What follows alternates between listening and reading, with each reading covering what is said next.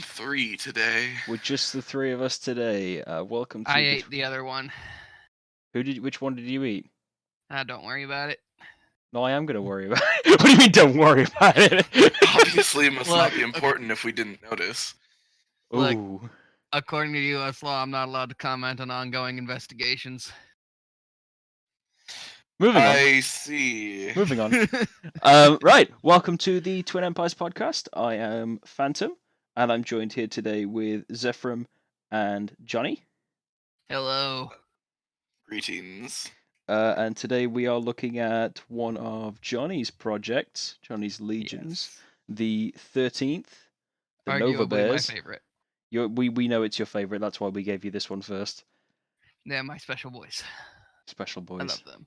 Not your first project, but your my primary project. Your primary project. So we're talking The about one the that Nova hits Bears, closer to home.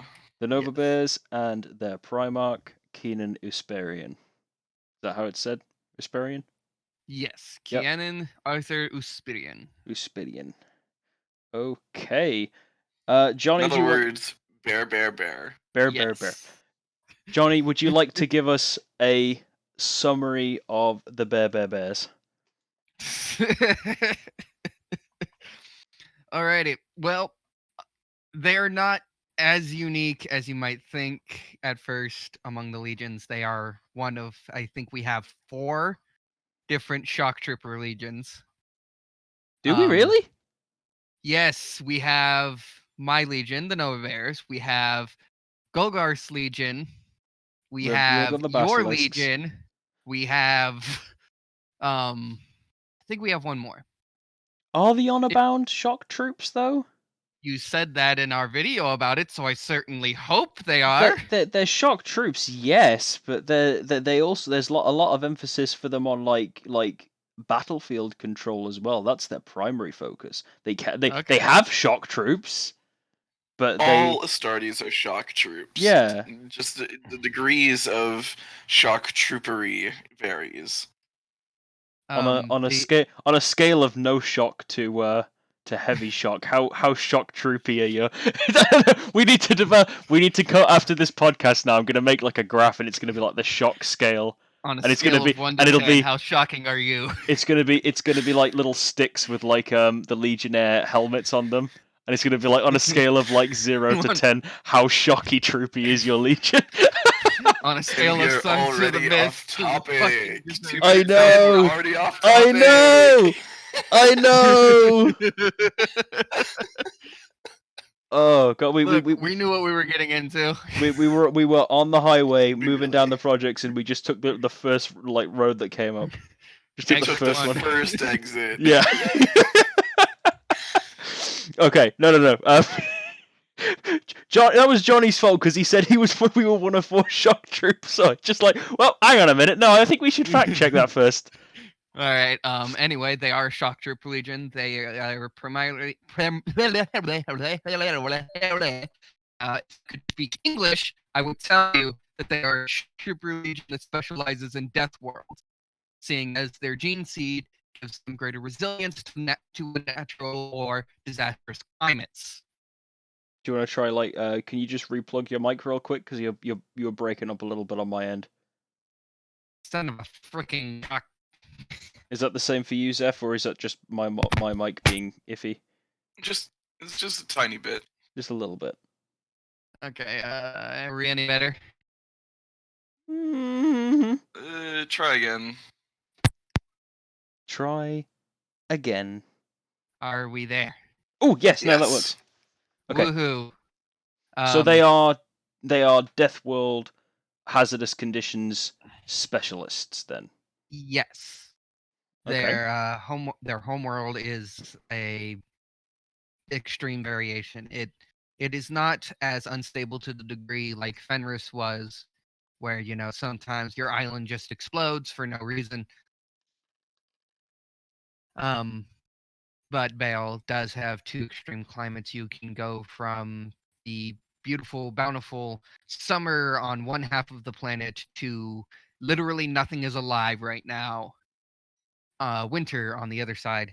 But it's a lot more predictable. Mm-hmm. Okay. The Legion's gene seed encourages very minor bodily adaptations. Like if they were in, say, a winter environment, they would adapt into more of a hibernative, metabolism lowering sort of thing, conserving of energy, so on. But They're just basically their self-preservation parts of their gene seed and their whole adaptability that is part of being an Astartes is heightened and made a bit more versatile just by the quirk of the Nova Bear's gene seed. Yeah, so you yes, like everything from like your mucranoid to like your sweat glands are just kind of like geared to, we need to maintain this equilibrium. You're fully geared to just kind of like being completely adaptable to other scenarios, and that makes you hardier as a result, doesn't it? yes. None embody the Legion's natural traits more than their Primarch, Kianan, who is unnaturally large, even for a Primarch. We actually had a very long argument about that when we first created him. We always argue about height, don't we? Yes. It's inevitable in every setting. There's always some argument about height. Oh God, because it really bothered me as well though, because we were having that discussion and everyone was like, I want to make my Primarch real fucking big, and I'm like, does nobody want to be kind of small? Does nobody want to be normal? Does nobody want to be like a normal Primarch size? Like everyone's like 14 foot. We all go 14 foot. I'll go 13 really if we can't kind of like if we're gonna compromise or something. I'm like, you don't need to all be that tall. Good God, it's not necessary. It's not necessary. Getting back on topic a little bit, before I let us go into this meaning argument about height again. No, let's get back on topic. The Legion also makes use of superfauna. In this case, a super predator by the name of the Storm Bear, which can be found on their home planet of Bale, and later on in the timeline, eventually Fenrisian wolves, even though there are no wolves on Fenris. He did the thing. I said the thing. He did the thing. He said the funny phrase.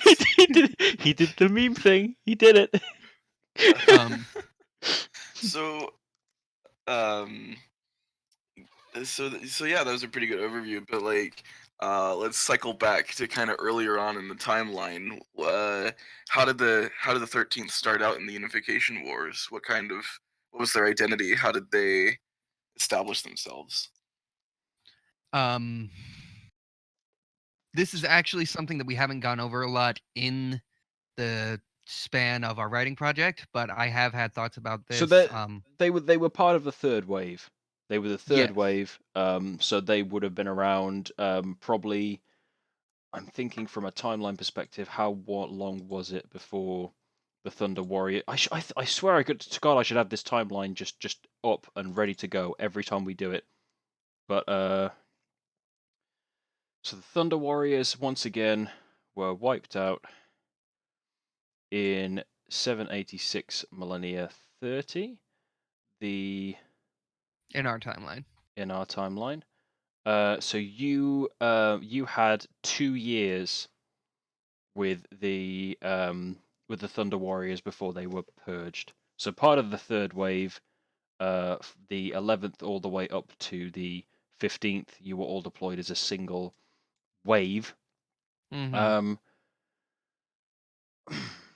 I mean, you've done a lot more work, obviously, on how the 13th behaved. They basically, in the time between their deployment and obviously between their kind of like founding by Keenan, they had 120 years essentially just to do their own thing. Like what occurred during all that? During that time period, the Legion, rather than being its latter form where they are more defensive and to beat a dead horse, very salamander in the way they take care of humanity, at the beginning, they were much more violent. They were much more Iron Warriors in their methodology. If they couldn't remove the civilians from the equation entirely, they would simply continue as planned and take the civilians out completely. Oh.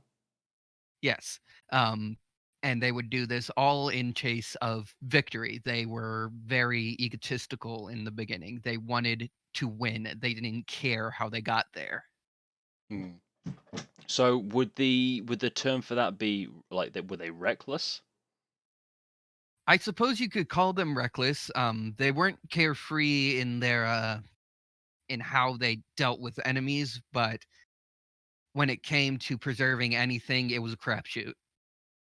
Right. So You had into no yeah. So guarantees of so having a lasting infrastructure if the 13th came to your world. so there wasn't so much an emphasis on reclamation as there was just conquest. Yes. Yeah. Okay. Okay. I think we're on the same page then. So obviously during the Unification Wars, it was rather uneventful for them. During the Great Crusade, they had this that was going for them. And their attitude was mostly just kind of a more kind of carefree and almost kind of just careless nature, definitely. Yeah. Um, I'm not sure I can say that on Twitch actually, so I'm not gonna say it. what were you gonna say? Type it. I'm not sure I can say it on Twitch, so I'm not gonna say it, and we won't worry about it. We'll just continue. Okay, yeah. Let's continue then. So yeah, they just human. It even says here in your doc, humans were a number on a line that they never bothered to read. They wanted the rush of battle and for it to end as quickly as possible. After all, the more worlds they took, the better they were than their sibling legions. So yeah, they were very like rather off the chain. It wasn't about the quality of the victory; it was about the number of victories. Yeah. Okay. So we've obviously got the setting there for their legion. If there is anything that we talk about. No, I think they're good. Let's talk then about the homeworld of your Primarch then, just to set the scene for Kiernan and his origin. Explain to us Bale. I mean, obviously you have in the introduction, but if we want to go into a little bit more detail just about the planet itself, the populace. All right. Just set the scene for us. All right. So Bale is an unnaturally large planet on an extreme axis. So rather than rotating sort of at a 45 like our home planet Earth does, it rotates almost at a complete 90. Meaning that one half of the planet is always in sunlight and the other half is not, which has led to, along with its elongated orbit, has led to decades-long seasons. There is no spring, there is summer and there is winter, and both can last decades, sometimes up to a century, if you're very Standard unlucky. Terran decades, right? Yes. Right. Measuring by the standard Terran yeah, year. We had this discussion as well the other day, didn't we? Like measurements of time. Yeah, but it's standard. We're using standard Terran days and standard Terran time as kind of like the unit of measurements for this. On certain parts of the world, the sun never sets. On certain parts of the world, the sun never rises. Because I think you said like a day on Bale lasts, what is it, 100? 100. They count it as 192 hours. So like about 2 weeks. If you're looking for a reasonable size comparison, give it around the same size as Jupiter with a few more moons. And by a few more moons, I mean Jupiter has 79 and Bale has 100. I've named 3. Should we give them the story behind regarding those? Yeah, I was going to say, should we give them the story behind it? So I was doing research into Jupiter and I was like, well, how many, planets have moons. That's generally a thing that happens when you're large enough to have your own gravitational sphere. Satellite bodies tend to gravitate towards you and get locked in an orbit. Earth is small enough that it can only support one moon-sized satellite. Jupiter has 79. So I looked at Zephyr and I was like, hey, Zephyr, could you do me a favor real fast? Because I don't want y'all to think that I'm just pulling an arbitrary number out of my ass. I'm having Zephram pull the arbitrary number out of my ass. Shifting the blame. Uh-huh. I said, Zephram, could you please roll me a D100? I need to figure out how many moons Bale has. And he messages me 10 seconds later. As it turns out, I picked up the D100. I tossed it. It was exactly 100. There's a part of me that suspects that you did it just for the lols, though. You just like I didn't even bother throwing it. I just said 100 to him. No. I just went. I just want to see if he'll go with it. I picked up the dice. I tossed it. It was 100. It was 100. The next, so I have 100 moons to name, and I have 3 of them done. So Zeph, you need to just cease. The next time that we ask you to roll a D100, I want this videoed for proof, because it'll be even funnier if we have like photographic evidence. Oh man! All right, I'll keep it in mind. Okay, so yeah, Bale has the world itself. Yeah, nice. Populous. We've gone over the climate and everything. Getting onto the world itself, you have large forests that support enormous trees. Pretty much everything about this planet is just fucking huge. Everything short of the people. When the colony ships first arrived, they were in the middle of a great summer and everything was wonderful. And then it sucked because winter came and they were not ready. They started having to just run from the freezing earth, creating smaller settlements that were eventually abandoned until settlements were abandoned altogether. Eventually, this led to machinery and firearms being left behind as fuel and munitions ran out. Now, a few weapons and so forth still exist and are considered relics of a past that they've lost and given up in preference of survival. And the people have become just generally nomadic and to really degrade it backwards civilization-wise. So it's fair to assume that across Bale there are kind of like relics of from the Dark Age of technology. There are like caches, vaults, and kind of like settlements that have just been left behind by the populace, and the technology there just left to kind of like rot and decay. Oh yeah, if a rogue trader got a stick up his ass and was like, I want to go exploring this planet for treasure, he could have a fucking field day on Bale. There are entire colony cities that are just lost to the forest. Or even the frozen ice. Yeah. Yeah. Bale is probably one of our extremes, one of our extreme worlds. I don't think we have a world that comes close to Bale in the level of kind of how hostile it is to regular humans. Gravity as well. What is the gravity scale of Bale before I forget to ask you? That would be 2.4 times the gravitation of Earth, meaning that if you weighed, say, 10 pounds here, you would weigh 25 pounds there. Which I'm not sure if some of you lift, but that is a major fucking difference. Right. Well, obviously, we'll talk about what that means to like regular humans who are joining the planet later. Let's talk about Keenan first. Let's get to Keenan. Let's do Keenan because we can talk about like what happens to Bale after the Imperium arrives on Bale. We can do that bit later. So let's talk about Keenan. Mm-hmm. So Keenan arrives in his gestation pod. At first, he's completely by himself. Due to his primary physiology, he obviously grows very quickly and very large, very fast.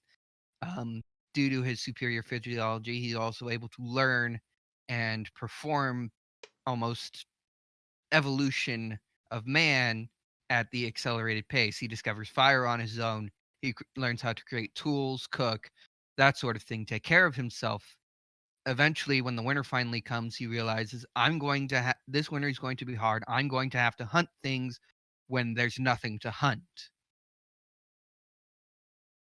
After that first winter, when he almost biffed it, he started extreme stockpiling, dried food, and so forth that he could just eat over the winter and let himself almost hibernate in his own little form of stasis for long periods of time. He would just sleep, Just waking hibernates up for only decades. to eat when it was absolutely required. Okay. When the summer would come back around, he would become more active again.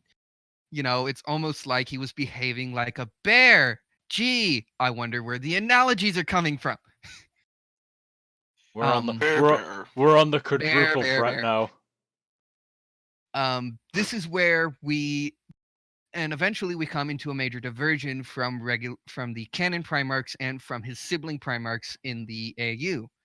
Canon actually manages to find a form of romance. It is not romance in the typical sense. They're not kissy lovey, all that other happy shit. He's found a companion. He's found a companion, somebody that he really would be willing to lay down his life for should the need ever arise. And that, you don't know, it might actually happen. Maybe. Just fucking talk about it, Johnny. It eventually does arise, and he is forced to choose between the Imperium and this woman that he has found, who has taken on the moniker of the Morrigan. Some of you who are familiar with Celtic mythology. Oh, I meant just talk about and understand why that's a little unnerving. I meant just talk about the Morrigan, not the end game. We can talk about Oh, it later. I see. Yeah, you see what I was. Yeah, you should have been more specific about that one, Phantom. Jesus Or Christ! maybe you just shouldn't have a bear brain. Oh. Damn, too We're smart at 5 for now. me. The count's at 5. I'm keeping track. Okay, Morrigan, let's go. And the Morrigan at first is treated like an enemy.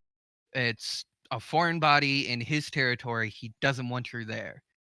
However, due to her being an abnormally powerful psyker, not anywhere near that of like Malcador or the Emperor, but she's leagues above the average man in terms of psychic power. She manages to. If anyone in the audience knows the Imperial grading system, we've placed her within the realm of being a beta level psyker. And with that sort of psychic power, for those of you who understand what beta means, she was actually able to manipulate Kianen's emotion and mental state and calm him down enough to actually begin to teach him how to behave more like a normal human being, how to sort of civilize him as much as you can on a place like Vale. It obviously took a lot of trial and error because the Morrigan was also a self-taught kind of psyker. There wasn't really anyone who could kind of like show her and guide her because psykers on Vale are rare, and for a psyker of that ability to be on Vale as well, that is exceedingly rare. Yes. Astronomically.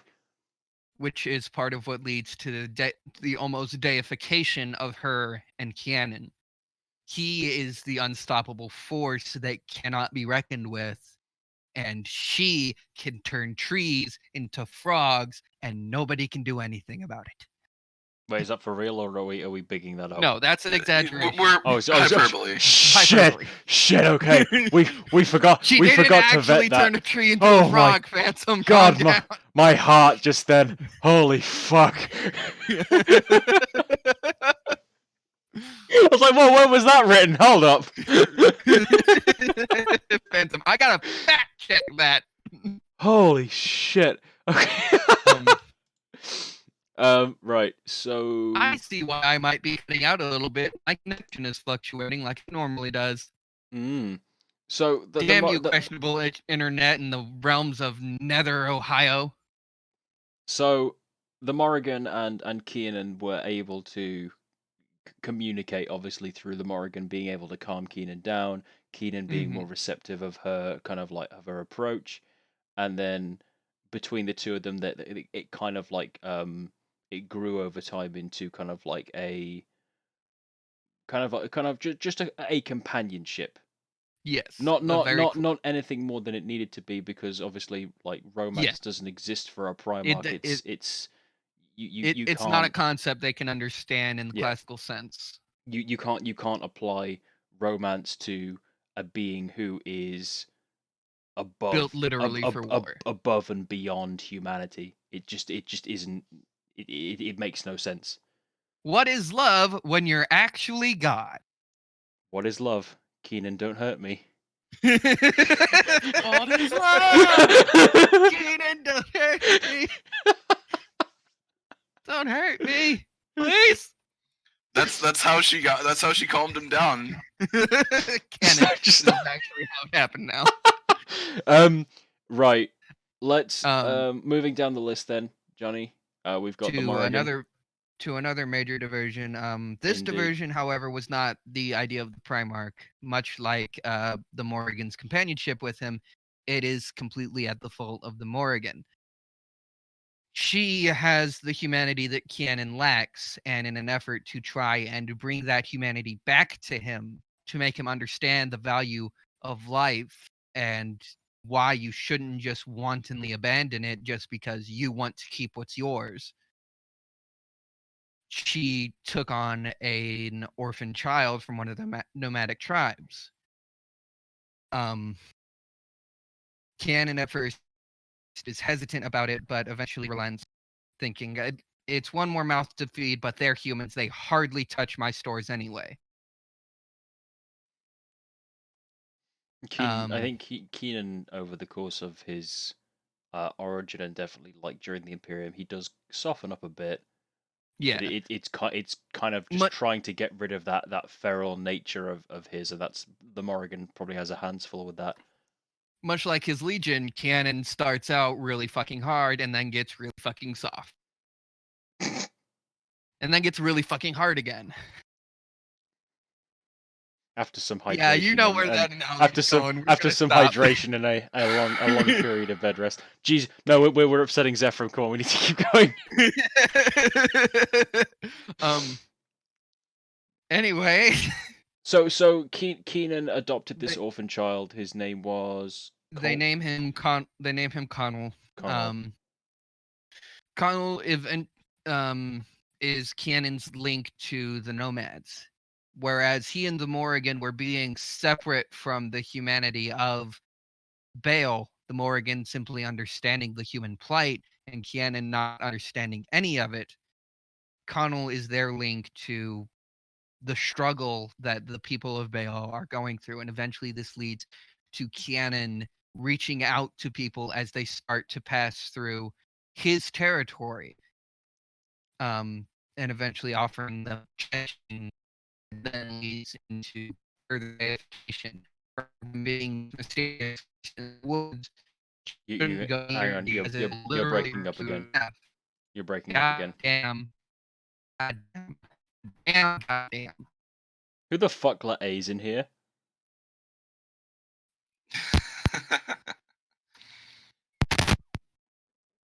Are we good again? We're good again. You might need to repeat that last bit. Okay. My connection is having a freaking spaz attack. I hate living in the boonies. Why did you you didn't choose to live there though? Why did you choose to live there? Look, when you're so poor, you only have so many options. So we're not going to go into that now. We're not going to go into that. You can't leave your house anyway. Damn plagues. Damn plagues. Right. So that last sentence that you were talking about, Keenan was basically like forming bonds with the nomad tribes who were passing through his territories. He was starting to let them pass through, starting to offer protection from the super fauna that exists on Baal, like the storm bear, the death boar. And these fauna were still active, even though it was like the ass end of winter, basically. They were still active. Still the going. Storm bear being Ursine and species hibernate similar to Cianan. They would wake up occasionally, but for the most part, they would sleep through the winters. The death boar, however, is much more violent, much more volatile. And these animals have their own form of deification.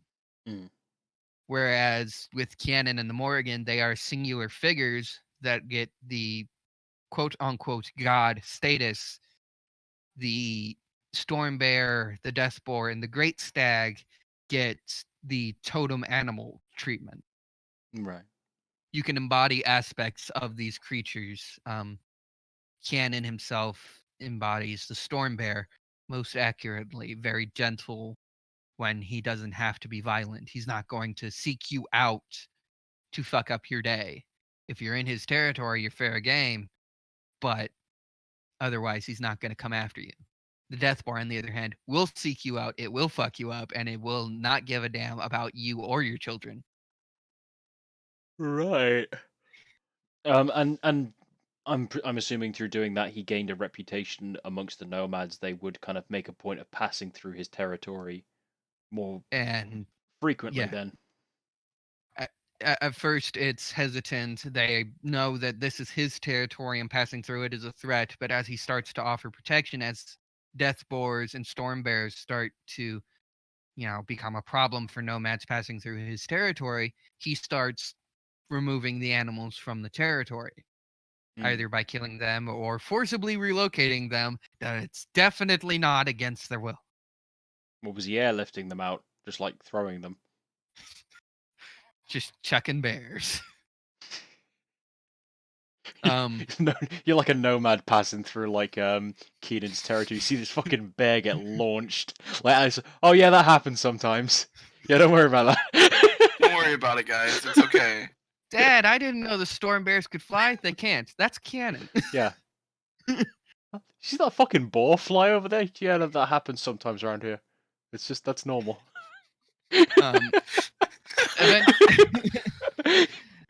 Eventually this leads to the ties that the nomads begin to give to Canon just out of respect. Canon allots them protection going through his territory. They start leaving him supplies, which eventually leads to him discovering Baelish ale, which he absolutely adores. What goes into Baelish ale? The sap from the, if you give me a moment to look at what the hell I called this thing, because I just sort of shat a name out one day.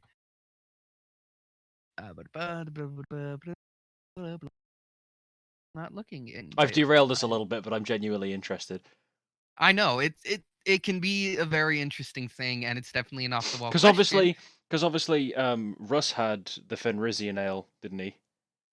Yes, and that was the only liquor that was actually known to get an Astartes drunk, and it also like liquefied the insides of regular mortals, normal humans. Yeah, so I'm kind of curious to see like what you've done with this one. Camera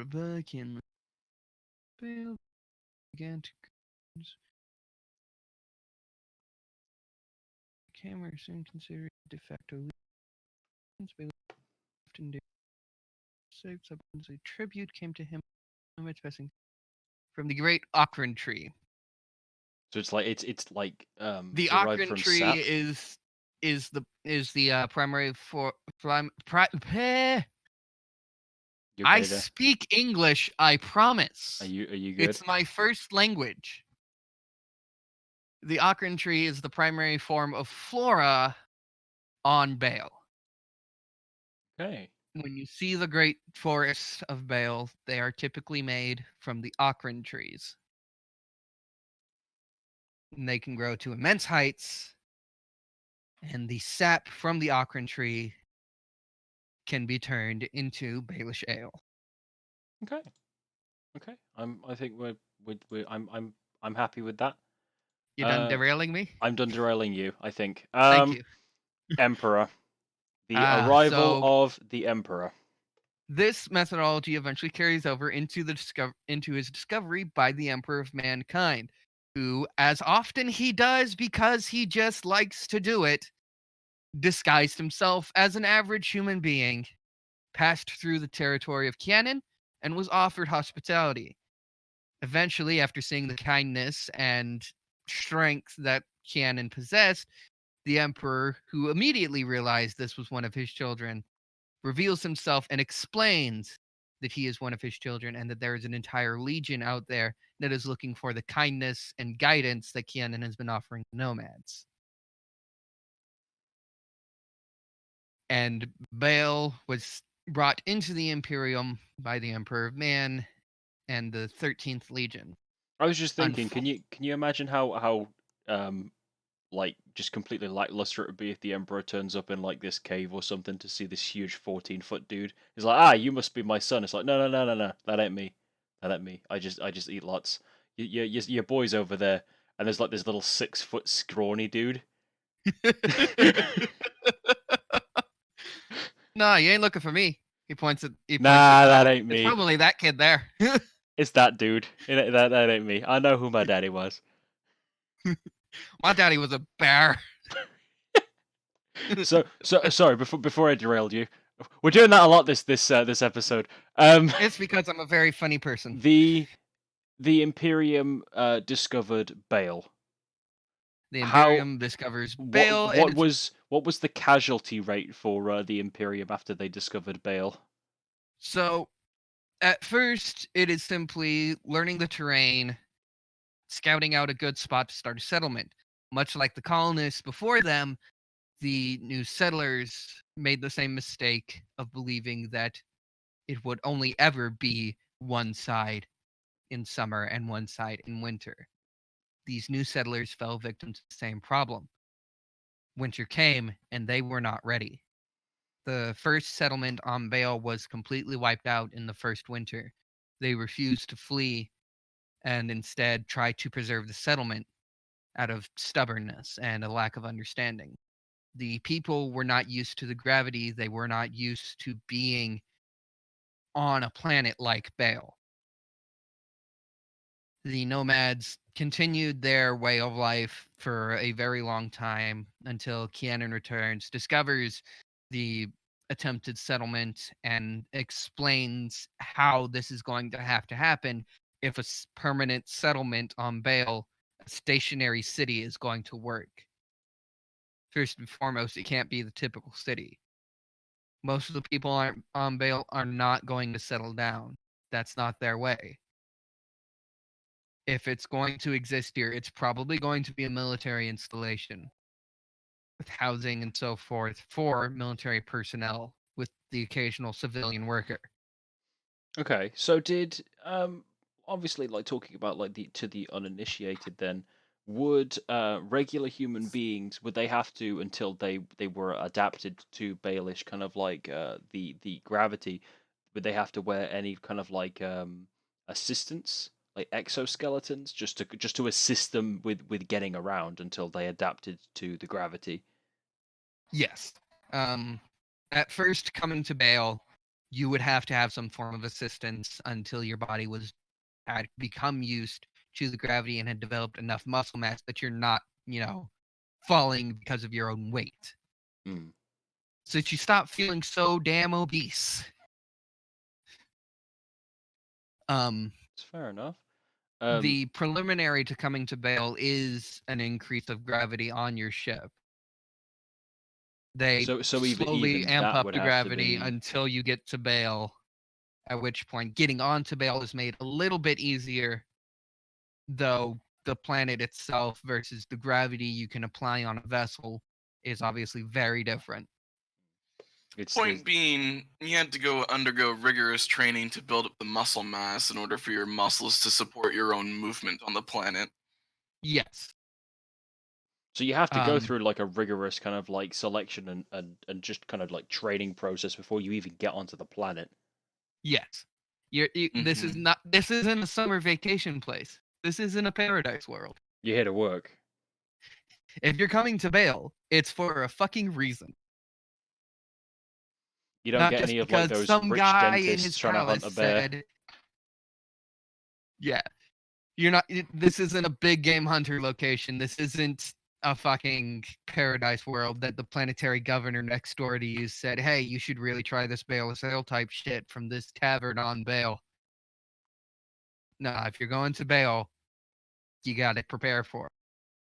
I'll level with you. The Baelish ale it hits different under like twice the gravity. Hits differently though when the gravity's twice as strong. Does the ale hit differently, or does the floor hit harder? I'm gonna go with both. Yes. I'm gonna go with both because obviously, if the gravity is stronger on the water, does that mean that it just just fucking nosedives down your throat at like twice the gravity? That shit goes through you quick. Is that how gravity works? I'm sure that's how gravity works. All right, now that we're off track. Coming back to it, if you want to continue on to the Great Crusade, or if we so Bale, yeah, let's bring it back. Let's bring it right the fuck back. So Bale changed under Imperial occupation, under Imperial rule. Military settlements were established. The populace who were being introduced, they had to train rigorously just to be allowed to just exist on Bale. Yes. Obviously, Keenan was introduced to his legion, and then we had but he needed aspirants for his legion, and he was drawing them from Baelish stock. How exactly was he doing that? How exactly was Keenan drawing aspirants and recruits from Bale? So, as a method for the nomads to keep their independence and allowed to continue their way of life, even though the larger part of the Imperium would prefer more established settlements, the nomads were told that they would have to make a pilgrimage to a nearby settlement and offer their young and their bountiful to the Legion as tithe. So the nomads who are adapted, they were born here, they were raised here, they are almost a subspecies of human, are brought into the Legion and are thus more adapted to extreme conditions. The genetic differences between a off-world settler and a Baelish native were just so great. I actually haven't gone into huge detail about the science behind it because I haven't thought about the science behind it, even though I really like thinking about the science behind things. You're a menace to society, Johnny. I know. I ruin everything by going, that's not how physics works! Well, how does it work then, Johnny? I don't know. Haven't thought about it. That's me, though. So the nomads would give tithe. 13 children from each tribe that would pass through a settlement would be taken into the Legion. If they survived, they would become Marines, obviously. And this became sustainable simply due to the sheer amount of nomadic tribes on Bale. With the sheer size of the planet, it can support enormous amounts of nomads. That's not to say, though, that it's so numerous that your influx of Marines is reliably large. No. Still a death world. The gene seed compatibility with humans is questionable due to the nature of the gene seed. In order to keep the body adaptable, it has to be relatively unstable, which is also due to another practice that gets introduced later in the timeline. But it serves to say that obviously the rejection rate is subjective. It's rather subjective, and also, but that doesn't mean that you don't have like a lack of recruits coming in. I mean, there are hundreds of nomadic tribes on Bale, so you've definitely got a wealth that you can draw from, but it's whether or not any of them will actually be accepting of the gene seed. So it's still kind of like it's very up and down with how many Marines you can get, because obviously you've got that wealth that you can draw from, but like how many of them are going to go through the funnel and come out on the other side? How are we doing with those recruits, John? It's not a good generation, sir. These fuckers are pretty weak. Their bones keep breaking. The fucking the pussies. bones. The bones. Um, they're too strong. The bones. Right. So, which also leads us to an issue that can arise from pulling from the nomads as opposed to the settlers, since I'm trying to get us back on topic, that the people are generally more dense due to the increased gravity. They have a denser muscle mass, so they still look relatively human. They haven't turned into ape people. Their bone density is generally higher than the off-world settlers. However, due to the nature of the Astartes gene seed, not even the Nova Bears gene seed, just the general Astartes function, they have there is a risk of a person becoming completely immobile, trapped inside their own skeleton, as the Astartes gene seed tries to make what is already incredibly dense even more dense. Well, that's just part of the risks of becoming a Nova Bears Astartes. Any gene seed has risks. Any gene Yes. seed implantation process has risks. That's just one of the risks that you have. Your body could turn out to be completely incompatible with the organs and just completely fucking reject them. So Killing how you thus in resulting this in your death. So how then did Keenan react to the discovery of his or how did Keenan react to the Legion? Right. Beginning reading of the Great Crusade, rejoining with the Legion. How did stuff happen? So as we stated earlier, the 13th Legion started out very glory over quality.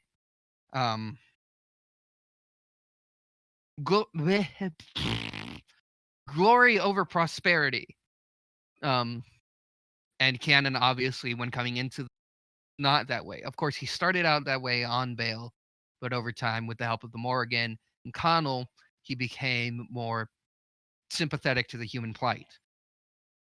And he attempts to bring that into the Legion slowly at first, but as he begins to realize that this is not something that he can gently push out of the way, these sons of his are following the path of the Death Boar in its entirety.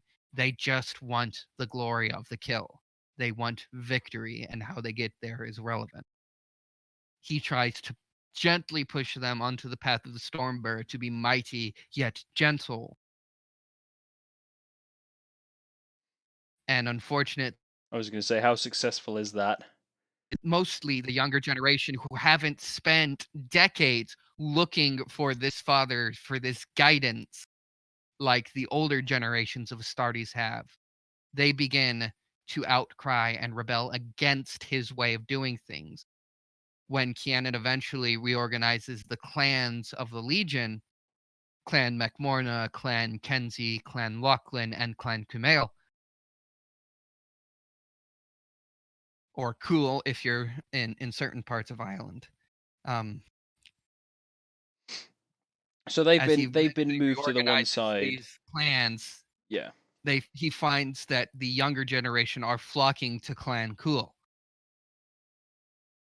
to generally just be around people of the same mentality. This leads to the alienation of the fourth clan, Clan Cool. This comes to a head eventually, but we'll get to that. Yeah, tell us more about each of the clans.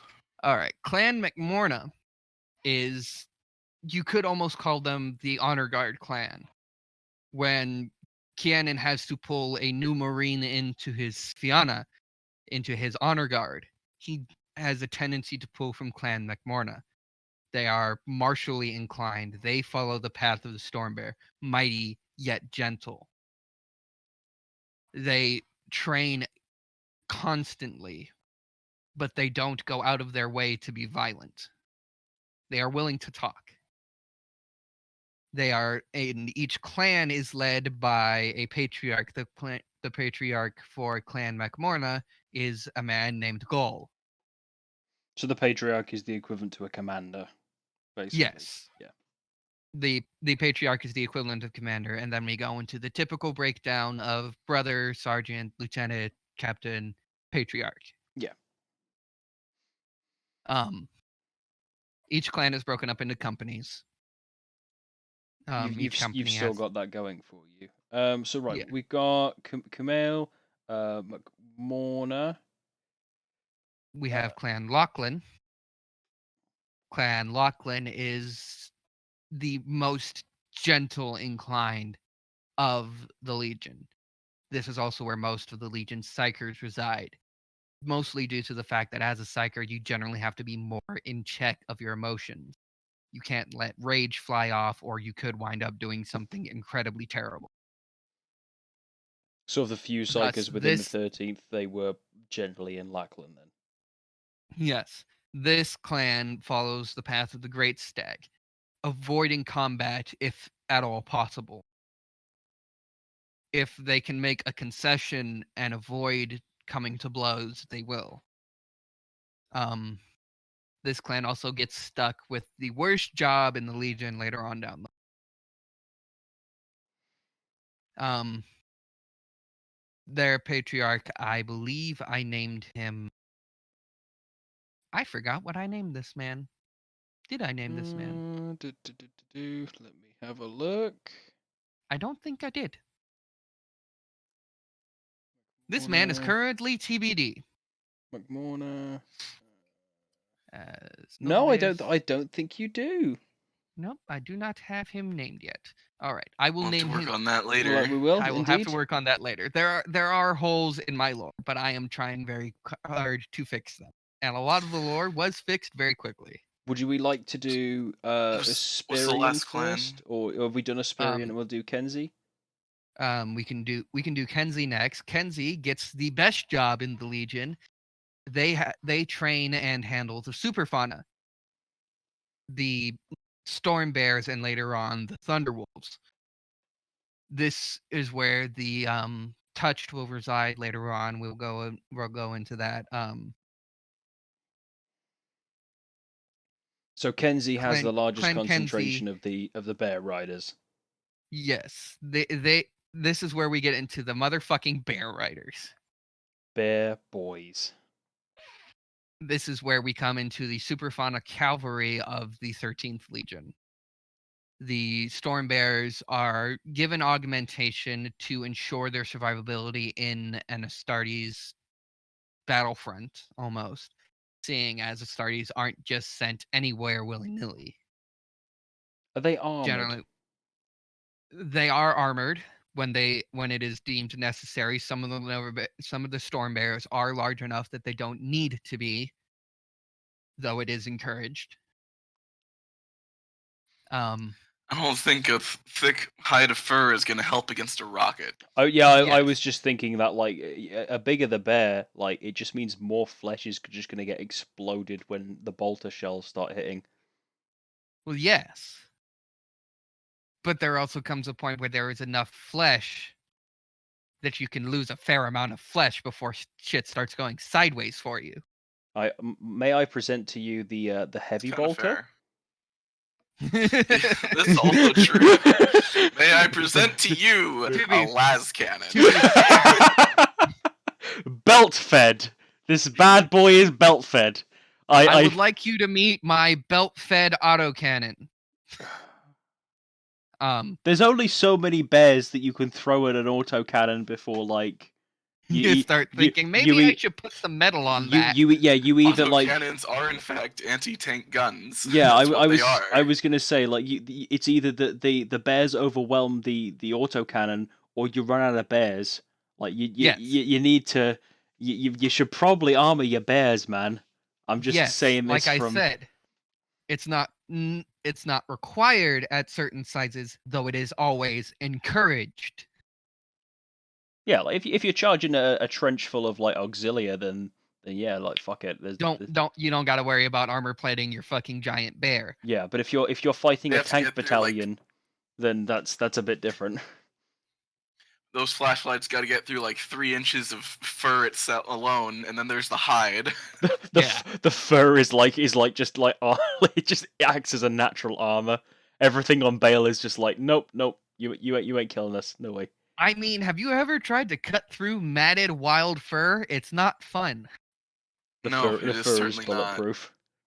At any rate, the Bear Riders become a staple of the Legion and eventually become their almost identifying moniker. The aesthetic is nice. I've got to admit, the aesthetic of riding war bears is just nice. It is pretty cool, at least as an image to hold in your head. However, to help supplement the bear cavalry, you generally need an infantry to back it up. So while they do use Astartes and the regular human army, because I don't care what anybody says, you cannot hold the entire fucking galaxy with only 2 million people. That's just way too much fucking distance. They do eventually supplement themselves by allying themselves with House Garda, a knightly house that eventually gets stationed on one of the moons of Baal, aptly named Garda, for simplicity reasons. Moon Knights. House Garda has a tendency to be more defensive in their actions as opposed to offensive. But they will support Kenzie. They will support Clan Kenzie and the Legion if asked of them. Oh, now I'm just getting a bear cavalry charge supported by knights in my head. That sounds fucking awesome. Isn't it? That sounds great. I mean, obviously, there's a major threat level that needs to be met before the bear cavalry before the bear cavalry surged up, and then another level before the knights start backing them up. Hey, Leon. Zeph. I just had an idea. Like, at some point during the Great Crusade, can we team the two of you up and do a writing project where like Leon leads a cavalry charge with his jet bikes, and there's fucking Keenan on the ground leading like his fucking war bears in as well. That just sounds brilliant. I had the idea, and it just sounds fucking awesome. We'll workshop it. Well, yeah, my people will talk to your people. During the crusade, after Kianan's discovery, a few events happen. There is, as I put it somewhere, I have it written down. Excuse me. We have the campaign of the Green Horde, where the 13th Legion does battle with a substantial Orc Wa, leading to much glory and many stories that eventually get carved into the halls of their fortresses on Baal, which is another point of the Legion. They have a tendency to make artwork, write stories, and sonnets about their victories in war. There is the Purge of Morganus, which was led by Clan Cool, where the planet was burned down to ashes, simply to ensure that it was brought into the Imperium and was no longer a threat. This is the last surviving tale of the time of the Deathborn. That leads directly into the Reckoning of Finn, or as it is called among the Legion, Finn's Reckoning, where Clan Kumail is severely punished for a major breach of behavior by the Primarch Kianan. And now I believe we are into one of the major events of the Legion. Yeah, let's talk about the Great Hunt of Fenris. So, the Legion obviously specializing in Deathborn. When the Imperium discovered Fenris, they looked to the 13th Legion as their primary assault force and gave them liberty to diversify their fighting force as they saw fit. Yeah, I don't really think the 13th would be called to like conquer the planet, but it's kind of like, hey, there's a death world here. You guys kind of want to have a look at it. That just kind of. How would you do this? Well, firstly, I'd send us, and then I'd also send these people. Looking at it from a kind of like a military perspective, if you've got a death world that isn't really doing much, but you can see obviously from just kind of like people going down there and having a look at it, it's like, yeah, there are some hardy motherfuckers down there, and there's also some like big ass animals. Kind of seems a little bit like Baal. Let's get the 13th on it and just kind of see what they think. Guys, I think there's wolves on Fenris. No, there's no wolves. Fenris. What the fuck are you talking about? Oh, he did the thing. It's a running again. gag. I managed to fit it in Stop here it. Ah! Oh, it's so funny. You get one more. You get one more. One more. You one more. Okay, I'll you got to. spend it wisely. You've got to use it really well. Okay. Okay. Okay. Okay. All right. It'll shock the fuck out of you. We're. It's gonna be like the very last cinema instead of like fuck toasters. It'll be like, there are no. It'll just like fucking rage at him. So the 13th got down there and they were really digging these wolves. What happened then? So the 13th Legion takes a cursory look at the planet and decides, well, we could turn this into a shared victory. We could use this opportunity to reach out to our sibling legions and come closer as a unified fighting force. So they reach out to the 11th Legion. What did we rename them to? The Emperor's Fangs. The Emperor's Fangs. So he reaches out to the 11th Legion, the Emperor's Fangs, and the Frostwalkers, Vorstis's Legion, 16. The 16th Legion, to aid him in taking this planet back. This leads to a massive hunt and pacification of the world. What were they hunting? What were they hunting? They were hunting superfauna. They were hunting the Fenrisian wolves. They were hunting other superfauna on the world, as well as rumor of a Leviathan serpent hiding somewhere in the seas of the planet. That was what beneath the ice shelves. Eventually, this culminates in them defeating the serpent, taking it as trophy, and heading back to Bale for a well-earned celebration and the pacification of Fenris and a successful hunt. Unfortunately, Kiana didn't have the foresight to include Clan Cool in this celebration, as Clan Cool was left behind after the reckoning of Finn as punishment. They were not going to take place in the next few victories. They were going to be robbed of the one thing they wanted. This led to much dissent in the clan from the Legion.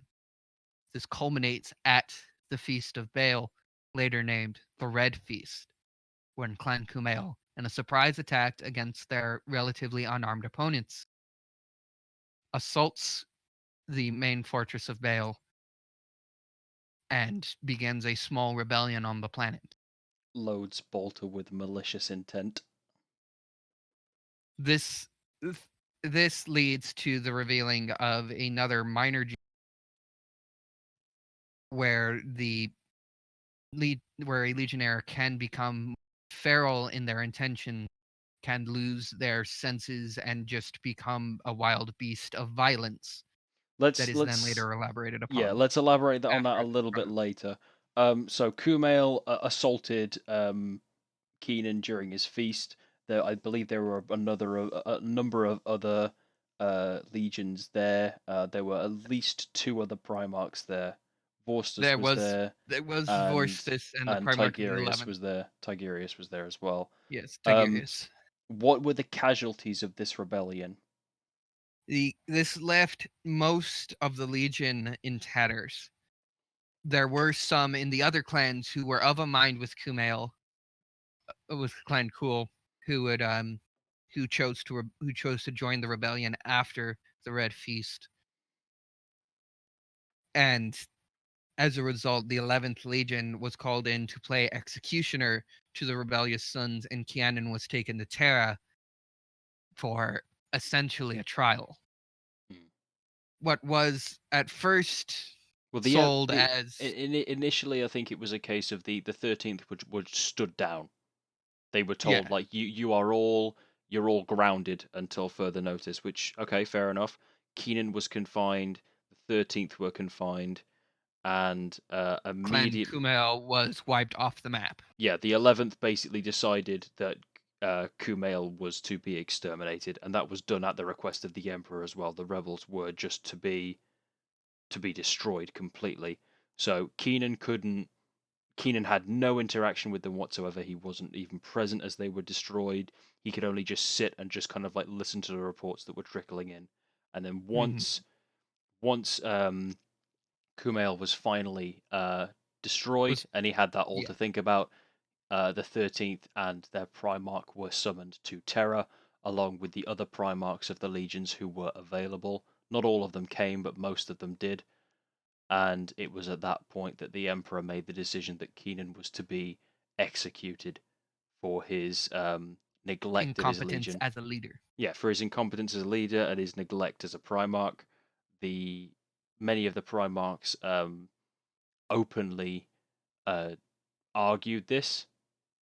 Quite openly argued this, that although yes, Keenan had neglected his legion, but he was still a competent commander. The Emperor's word was final. The 13th were exiled to beyond the edges of the galaxy, along with the Morrigan. We didn't talk about that. Conal died as well during the Red Feast.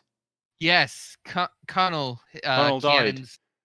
Kian's main connection to humanity. The fuck didn't we talk about that for? By Clan Cool. Because you guys don't like talking about it. I know, but it's important. We still need to talk about it, though. Yes, Conal does die during the Red Feast. Ironically, by Kian's own weapon, as it was stolen by Finn McCool, Patriarch of Clan Cool. And hurled across used against the Primarch. Hurled at him. But yeah, so Keenan was in front of all of his siblings executed. And as a result of that, basically it spread a lot of dissent throughout the other legion. I wouldn't say dissent. It spread a lot of unease throughout the legions, because they were then aware of how capable. Yes, they were made. They were made to realize that they are in fact removable. A rope was essentially tied around everyone's necks, and they were just waiting to see who would have the boards kicked out from under them first. Or I think it was just the fact that they knew that the ropes that was the feeling. Existed. They were aware that the ropes existed. Definitely, it made them painfully aware of their existence. They were no longer immortal gods of war. Yeah, they were now. They had been given a taste of death. Yes. So it definitely humbled them, and unfortunately for them, the 13th was not present during the Hive Wars. The 13th were just kicked out. In banishment beyond the edges of the galaxy. Vorstus, I think, during the Hive Wars, openly stated during one of the battles that he really could have used his brother's strength during this time. Like I think that the Nova Bears as a legion, they were greatly missed during the Hive Wars just because of how capable they were. And that's right, viewers. They didn't become a lost legion. They were still known, but executed. Yes. Yes. So Keenan was while their names were struck from Imperial records, they were not destroyed and dissolved into the other legions. They were simply banished.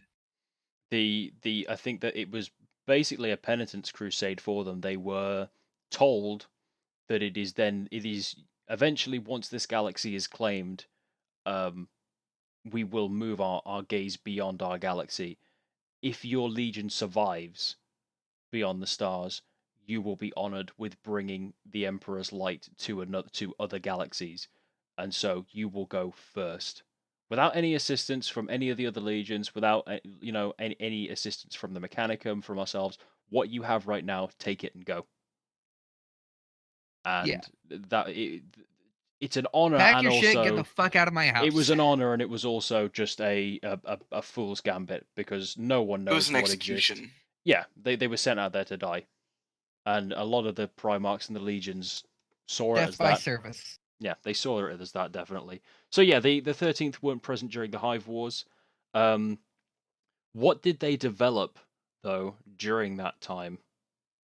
During this time, after their banishment, carrying on with the mentality of the death by service, any sort of action similar to that of Clan Cool, dissent against the Patriarchy, would be met with the Riestrad, the Warp Spasm, where it is a psychic ritual carried out by Clan Lachlan, where 3 druids, the name for their psychers, are summoned hooded and masked so that their identities might never be known, and they subject a Marine to extreme pain to break down their psychic will before their body is rapidly mutated into a twisted ursine form that they call the Cursed. There are some who manage to only turn partially. These are known as the Touched. They retain most of their cognitive functions as a Marine, though their intellect is severely lowered at the benefit of their strength and durability being moderately increased. The Cursed, however, are mindless animals thrown into the front lines to die in glorious violence. And that Death was by something that service. that was something that the 13th developed as a punishment. This has the unfortunate side effect of permanently tainting the gene seed pulled from these Marines, a side effect they at first didn't know existed, until eventually Marines started undergoing Reestrad without the ritual. But this didn't occur until... That didn't occur until much later. Well after. Like, I think by the time the Reichsstrad began appearing in Marines who hadn't actually undergone the procedure, it was very far, like, too late. It had gone. It was too deep for them to even attempt to just quell it. They just had to deal with it. Yes. Right. Now we get into the heresy. Ace has rebelled. The War Master has been named, and things are being put into motion. Vorstis, following a gut feeling that they might need more than what they have to deal with Ace Ferranis and whatever allies he has. Because at this time, Vorstis has just rescued the ruins of the 17th Legion from the Wild Hunt, and they're in tatters already. Celestia is dead, or I say in brackets, Celestia is dead. So yeah, Vorstis decides that he's going to head to the edge of the galaxy, and grab the order, basically as many Star Sentinels as he can from the edge of the galaxy. He knows that they have a duty, but at this point in time, he sees that the Sentinels are an additional force, and he's trying to think logically. He's like, okay, the Nids are gone; they might not come back for a while. In the meantime, we need to consolidate our forces and take care of this now before it becomes a problem. So he heads to the edge of the galaxy in Segmentum Ultima as the Rune Storm goes up and blocks the legions from actually making it through to the other side. But once he gets to the edge of Ultima, where the Sentinels have set up their watch stations, they find a huge shipyard with hundreds of 13th Legion vessels docked in them, preparing for a final journey. So, Vorstis himself finds an even bigger surprise, other than the fact that the 13th is not only alive, but that his favorite Primarch is still alive. Keenan's death, rather than being forced to die, he was forced to witness the destruction of his legion. So stripping from the everything. Keenan and the Emperor had discussed what this meant for him, and so the Emperor had said, "Fine, I'm going to the other Primarchs. You will be dead, and I will make sure that they know that you are dead. But you will be cursed to live on. Your legion and your sons, they will die as you push them beyond the edge of our galaxy, and only then will you know the true what it truly means to be a leader. Is to witness the death of all those that you command." Yes. So the Emperor's a bit of a dick, I think, is what I'm trying to say. Yeah. So Vorstis and Kianan have their mighty reunion. Kianan is not the man the Vorstis knew before. Kianan has become a much harder person. But the Winter Duo is united again, which is united again. Which is very, very good.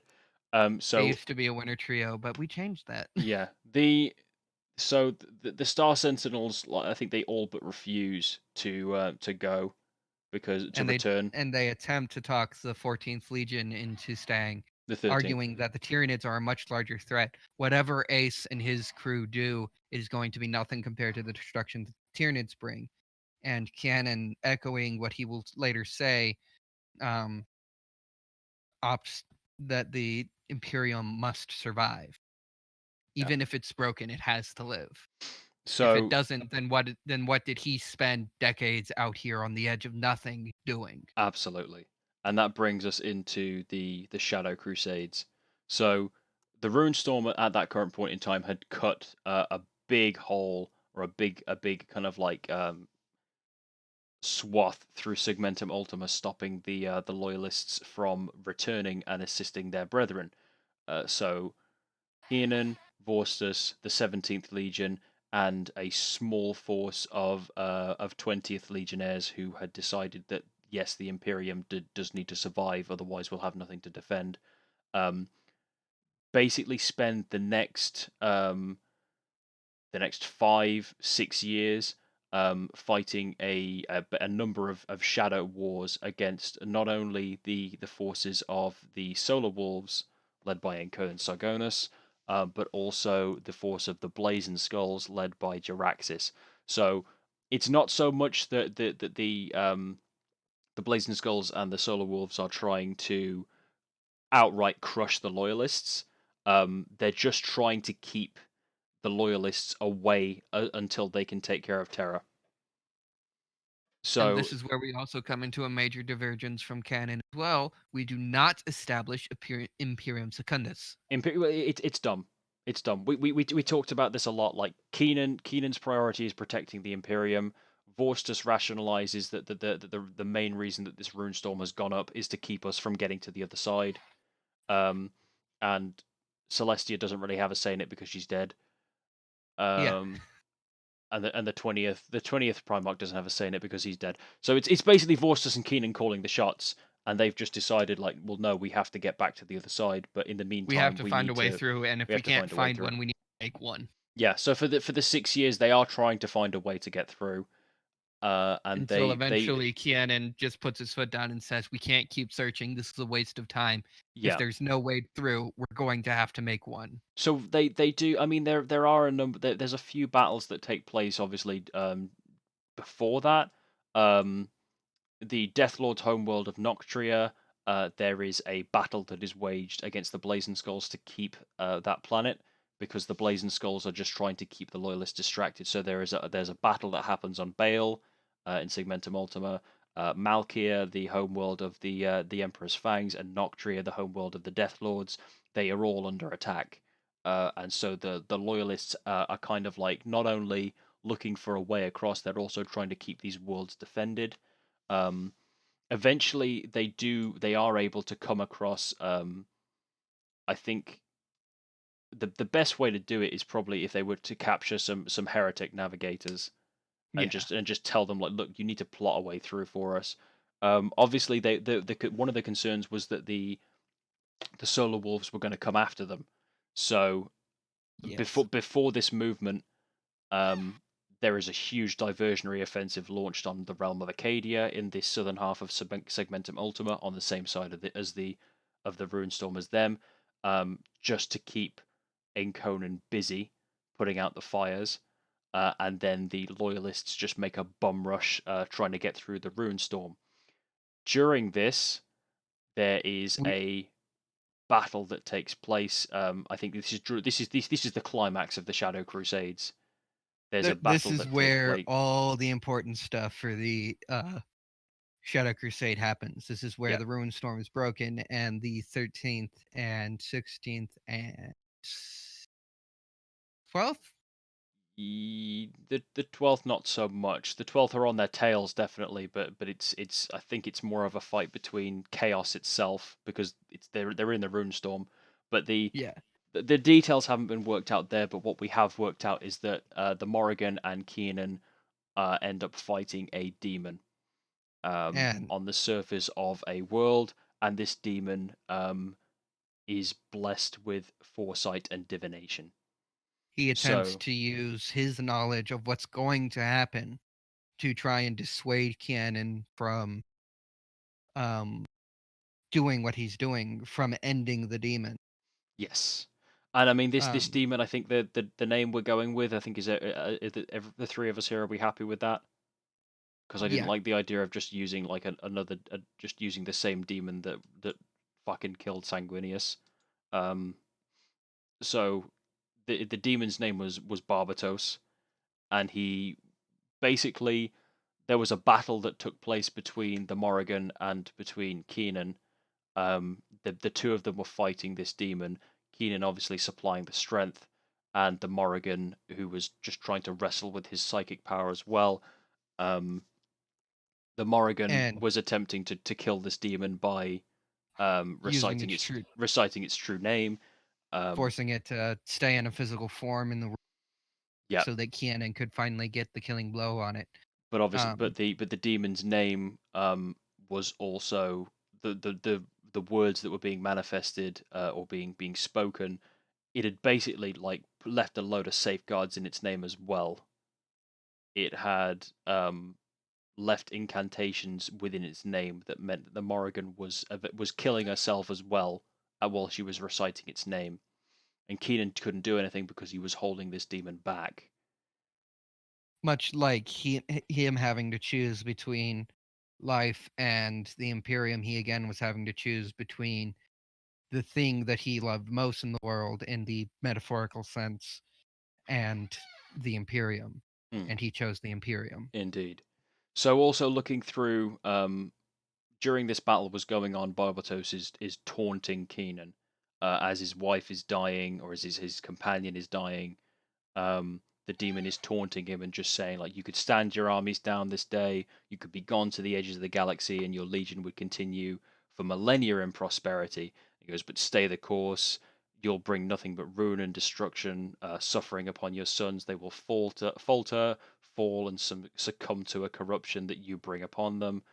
And there is just he lays it bare to him. He just tells him straight up, as like, if you continue the course, your sons are going to succumb to this gene seed curse that you yourself have unleashed upon them. The Imperium will fracture and become a shadow of its former self. The war will not be won. This war will continue for millennia, and it will keep going. There will be so much death, fire, and blood. And he goes, like, there will be no victory, no easy victory for you this day. And between all that, between Keenan's armor shattering to pieces and just it being like flesh on flesh with this dude, Keenan just beats the fuck out of this guy.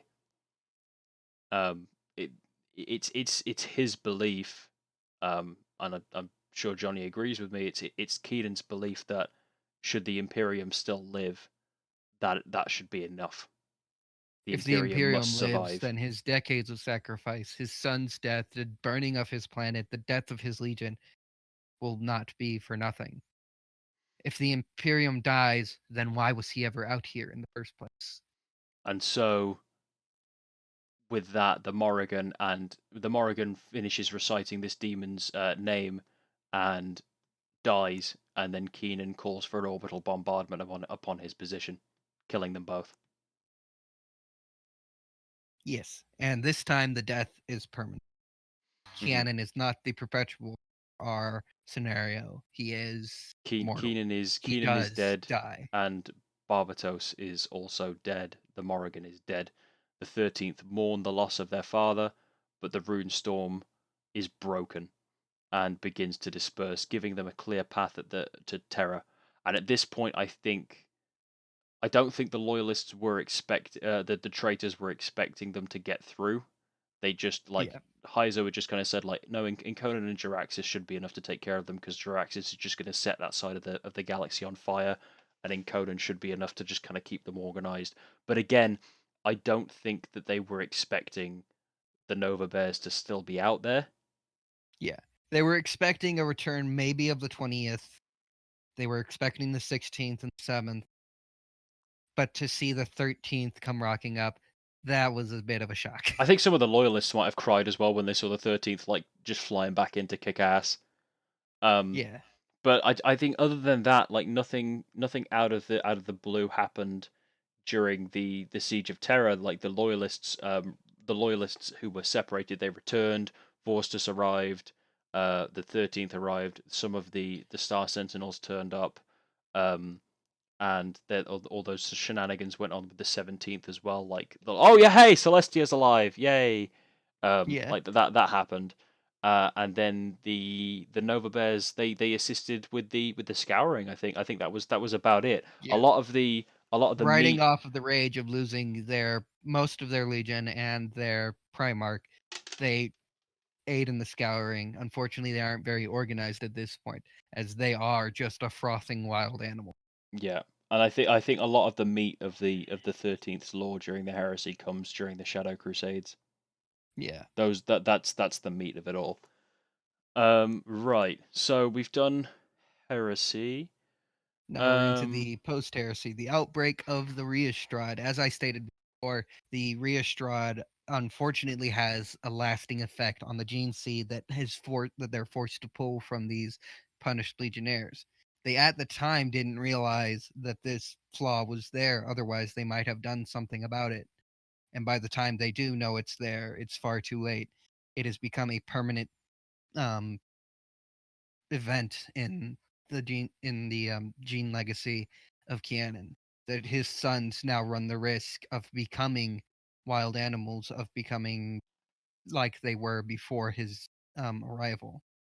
And that can and this can happen at any point during their lifespan. That can happen as soon as the gene seed goes in. It can happen like if they just so much as lose control. It can happen on day one or 1,000 years from after. Yeah, it's basically like the Reichsrad is a ticking time bomb within your and you legionnaires. never know when it's going to go off. Exactly. The only other thing that I think we need to discuss in terms of kind of like post heresy is maybe their hand in the founding of the ice giants. But again, not a lot has been talked about about the ice giants. They're supposed to be a successor of questionable origins. What we've got working with now is that it is theorized that the ice giants are descendant of not only the 16th Legion Ice Walkers, the Frost Walkers, they are also descendant of the 13th Legion Nova Bears, a chimeric blending of their gene seed. There's discussion about it, but obviously, like, just because they're called ice giants and it's like, they're the 13th, the big boys, and the Frost Walkers are ice boys, like, there needs to be some more significant proof on that. Yeah.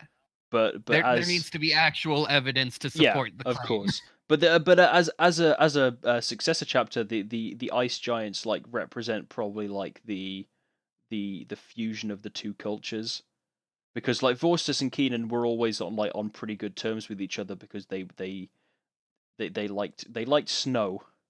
Yeah. They could both kind of like relate to that. So Vorstus like obviously respected Keenan for his survival skills, and like Keenan was just like, oh hey, another ice boy. Yeah, this is nice.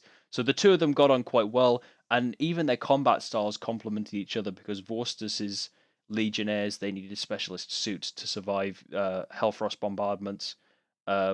Keenan's legion less so.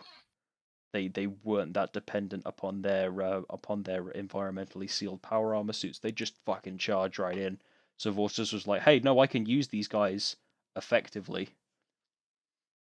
Yeah. They were a good mix. While we're there then, I'm not gonna. I don't think it's fair of us to kind of like do the whole like who did he get on with, who did he not get on with. Like we'll go through legion by legion. Were there any legions that Keenan, or were there any legions or Primarchs that Keenan like got on very well with? Because it's a bit like pointless of us to just go through them and just be like, oh yeah, they were civil. What about these guys? Oh yeah, they were civil. Like, who did he get on well with? Who did he not get on well with? People that he definitely got on really well with were Primarchs that had hailed from Death Worlds like he had. There is something about growing up in a environment that has just tried to kill you at every turn that just makes it easier to relate to somebody who knows that primal sense of I need to survive. So in that case, did he get on well with Golgarth? He would have if Golgarth had been a little more present before his banishment. Because I think the Hive Wars happened in 983, and Golgarth was only found in 976. So there wasn't a lot of time for the two of them to get together, but they probably would have done. They probably would have gotten along pretty well, especially since Golgarth had experience with a super fauna like the 11th had. As far as him and Vorstis go, the fact that Vorstis knew the fear of a coming winter that might never end, and the need to survive and to just live through that at whatever cost, that definitely led to a much closer sense of kinship between the two of them, as opposed to any other region. He definitely got along very well with Tigerius of the 11th, because they both knew the fear of this thing definitely could kill me if it wanted to. If this shows up, I need to be ready for it. So in terms of people that they didn't get on very well with, like, who are we talking? Are we just talking the usual suspects? Are we going like Raziel, Belia, Jaraxxus? On the topic of Raziel, Ganon did try very hard to be close with Raziel. But Raziel's fucking moron. refusal. Fucking idiot. Oh, you goddamn dumbass. What an absolute fucking idiot. What a waste of time. What a colossal moron. Waste of time. Wasting your time. And it was a waste of his time. Raziel absolutely refused. Dumb vapey boy. Dumb beef boy. Oh shit, Zephyrin, you're still alive. Yeah, Zeph, you have said almost nothing this podcast. He's just been... That's because Phantom has covered nearly all the bases. Zeph's just been sitting there with his eyes closed, just like waiting for someone to slip up on something and just like, well, actually... Well... now that you mention it. Well, now that you mentioned it, there are some things that we didn't cover on going down the list here. For one thing, you did not talk about Clan Usparian. Yes! We didn't! We missed them! Yes, I was hoping we would be able to loop back around to... Clan Usparian is one of the great clans. At the time, at one point, it was the 5th great clan. It was the clan that was patriarched by the Primarch himself. It held the Fianna and most of the general leadership, the elder leadership of the Legion. This is where a lot of the dreadnoughts were held due to the general age that a dreadnought tends to carry with them. Ganon was of the belief that with age comes wisdom.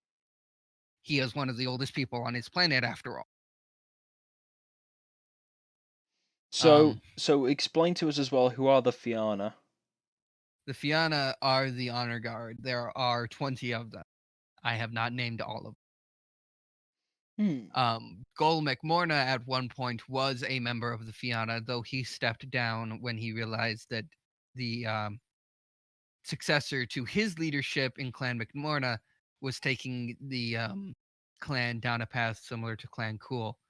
And rather than standing aside and letting that happen, like his Primarch did by allowing the existence of Clan Cool, Gol stepped down from his position in the Fianna, took his position back up as Patriarch, and brought Clan McMorna back onto the right path, so to say.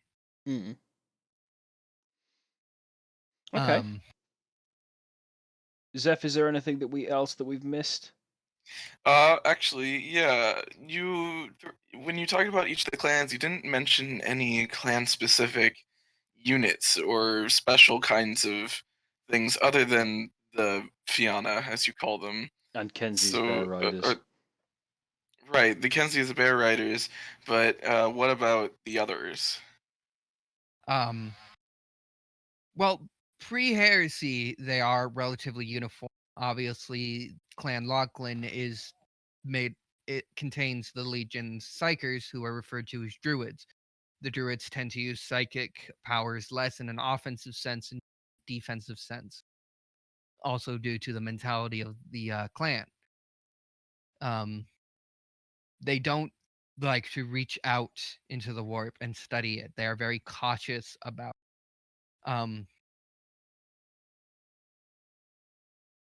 What does Kumail have as their special? Like, do they have anything that is inspired by the Death Boar?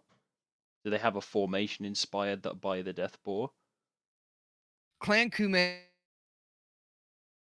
because obviously was attempting to include the Death Boar in the Superfauna attachments of the Legion. However, they found, much like themselves, the Death Boar couldn't be tamed. And the Death Boar, when released into any sort of environment, was rather just a figure of violence. It just wanted to kill. So it didn't care what it was. Instead of actually using a live boar, then did they have any iconography? In terms, was there a specialist formation of Astartes created who used the boar iconography, as they can't actually ride the damn things? Yes. Yeah. We'll settle for this. This is better. Yes, Clan Cool did have a unit of specialist marines known as the Boarmen, who would throw themselves. They were a jump pack. They were an assault marine specialization. They would throw themselves directly into the line. They would hype themselves on as many Astartes grade combat stimulants as they could before going into battle, and just become whirling dervishes of fucking death. Oh, they seem nice. Yeah. They were great. They didn't last very long. Clan McMorna is the only clan that doesn't have a specialist role in it.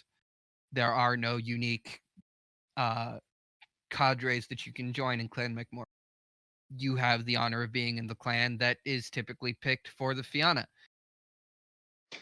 It says in your excerpt. It says in the excerpts for Clan Morna, upon their death, Keenan's rage took root deep in the minds of his marines. After the heresy, Clan Morna gathered those who did not recover from this red Magnus and worked to tame them, never achieving more than directing their rage. So, would it be fair to say that if Keenan's rage took deep root in the minds of the marines of Clan McMorna, would it be kind of like kind of a fair guess to assume that like maybe Morna has more of those who have succumbed to the Reichsstrad? Like, do they have death companies and shit? Yes. Yeah, they'll have a larger concentration of like warp. Yes. Warp. I was trying to resist the urge to say warp retards. It did that just jumped into my head. I was like, no, that's not the right word. The warp spasm. Warp retards. We'll call them that. They're the fucking warp retards no. It jumped in my head, and I was like, no, spasm. No, that's not the right word. We're getting banned. We're getting banned. This is it. They're gonna be talking to us in the morning. We're gonna get an email. So yeah. Like obviously each of them have like their own like.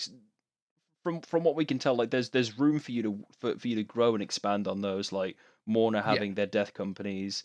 There will be more lore added to it. Things will be elaborated upon. But there's gonna be Morna lore. Get the fuck out. Get the fuck out of here.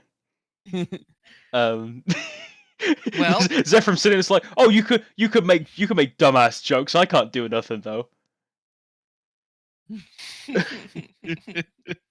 but yeah, like obviously, Johnny, a lot of this kind of comes down to you've got it all in your head, and it's just getting it down on paper. Yeah. And we've moved mountains this week trying to get that all written down. Yes, they beat it out of me physically. They came to my house with bats. Called the police. We broke quarantine, the both of us. We're only mentioning the bats? We're only talking about the bats. Do you want me to mention the hammers? They led us through quarantine. Only the hammers? They led us through quarantine because of the hammers. we got to Ohio. Like they had the checkpoint set up and everything, and I just like let a hammer slide out the window. They're like, oh yeah, you can come through. You're good. No, we're fine. Phantom, you're misremembering. We got through because we carried a ladder and wore hard hats. Oh yeah. Oh well, yeah. I risk assessed it first. I am the designated first aider. There we go. Yep. There you go. That's how you got through. That's how you beat it out of me.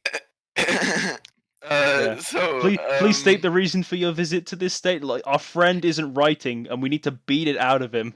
Oh yeah, no, come through, sir. That sounds like fine. essential work to me. It's you're a key worker. Me and Sephram were qualified as key workers.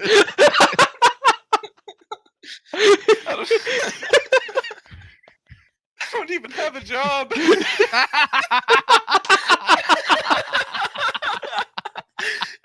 I don't know if he's laughing or crying. A little bit of both. Zeph, you can be a key worker now. You can be a key worker now, dude. It's fine. We've got you a job.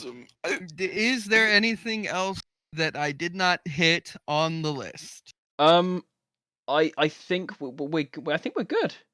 The only thing that I can really kind of suggest then is if we open the floor up to Q&A, if we do like a good few questions. Pictures. Yeah. I mean, I'm not sure if it's a question, but it's just Davidson asked, why be normal when you can be chonk? So yeah. So I guess that's we'll sit here for 5 minutes waiting for questions, and then we'll close out. Let's give it 5. Zeph, do you want to open up with a question to Johnny about his Legion? We can do that. Oh. Give me some shit I'm not ready for. If not, I can go. I can take one. I guess a question I might have is, I guess we should kind of go over, or at least ask about, how they went about. So like they found Fenris and they got Fenrisian wolves, and how did they get the Thunder Wolves? Because I know that in canon there's a lot of hinting and allusions, and we don't really know for certain what the origins of the Fenrisian wolves and Thunder Wolves are, but we have an idea. What are we doing with those in our universe? Well, I did intend to keep the lore relatively similar to canon. The implication that Fenrisian wolves might be either genetically modified canines or genetically modified humans.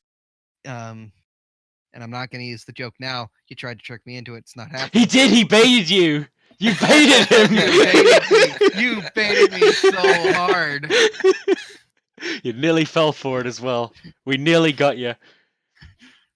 No, you won't be ready for it when it happens. But yeah, we're still going. We're still sticking to canon with the Fenrisian wolves. The implied origin. I mean, to be truthful, from your point of view, you don't give a shit. It's just like there's wolves. There's wolves there. We're gonna grab them. I nearly said it. I nearly said it. Kenzie would be looking into the origin of the wolves in order to make sure. Okay, well, how are we going to keep the population up? What's the genome of this? Can we splice this with other genomes from other planets? That does sound really cool though, because like obviously you within Kenzie you would have Astartes who like in the military you have like quartermasters and shit. Like you've got beastmasters who look after the bears, like having Astartes who look after these animals, and I can imagine like what kind of outlandish stories you could have about beastmasters who literally go into the cages with their bears and just like, yo, stop fucking around, eat your food, like that kind of shit. Whack. That's just whack. Whack. I'm just thinking about that video now where the dude goes into that cage with all the snakes and shit, and the one tries to bite him, he just slaps it on the head. Have you guys seen that? Yeah. Yeah, I'm just thinking of that, but with bears. Gosh. Okay. What I will ask then. How did you go in your head then, Like, what when you were coming still up haven't with really the... answered my thing. Okay, no, sorry. actually, No, sorry. 'cause We'll we do yours. haven't figured out the Thunderwolves, because the implied origin of the Thunderwolves is that they're space wolves who have succumbed to the Canis Helix so hard that they became Thunderwolves. Were Well, you just like just meaning to say Fenrisian wolves, Johnny, instead of Thunderwolves? Yes. Oh, Fenrisian okay. wolves. I did say Fenrisian wolves. You went between You said the two. Thunderwolves at one point. Yeah. Oh. You went between the two, and I think it was just kind of a slip of the tongue. But if we can it just must get... have just been a slip of the tongue. I must have accidentally used interchangeably. Yeah. Yeah. They're not the same So just thing. Fenrisian wolves. Cool. Yeah, just Fenrisian wolves. All right, go with him. Okay. What... I mean, obviously, like we've had... You started first with Ace Varanus, and then you picked up Keenan Usparian. What was the process that you went through? Like, because obviously the two legions that you started with are so very different to one another. Like, Yeah. what was the process between... Obviously, you've got Ace and his Iron Sons. Like, what did you think you were going to do for the 13th? Because obviously we had the 13th pegged in the RP as extreme conditions. Yes. So, like, how did you build... What in your mind? How did you build on that? Where did it go? Well, Where did you come from, Cotton Eye Joe? You hate you. motherfucker!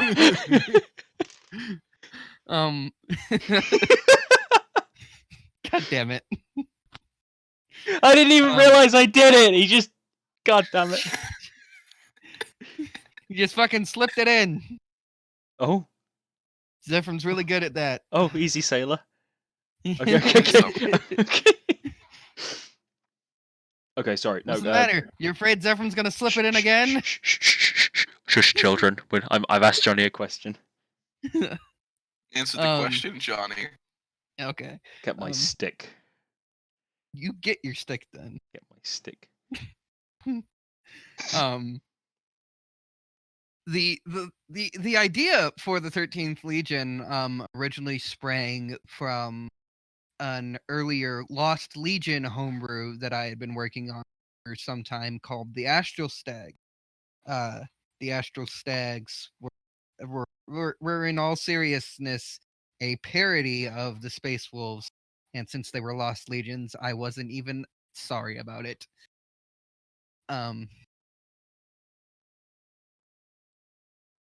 After that, during the early stages of the RP, it was really just sort of adapting the idea of this Space Wolves parody into, okay, well, how can I change this to sort of make it fit that moniker, Extreme Conditions?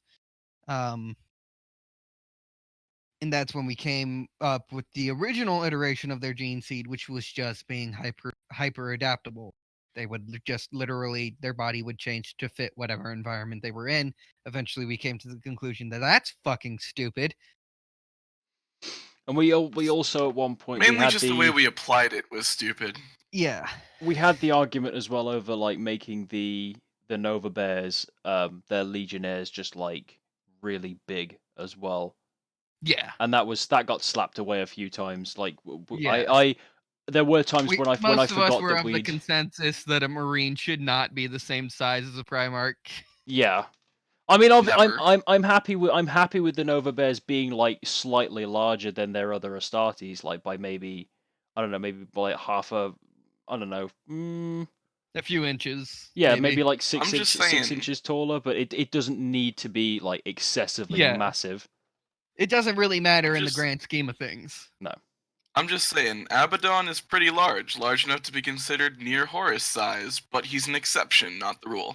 Yes. Yeah. Yeah. So the height, I don't think the height doesn't need to be focused on as much now. It's more kind of like how durable they are, and also like, yeah, the height isn't important. It's the Legion itself, like their culture and their forces and what it is that they do that is important, not what they are.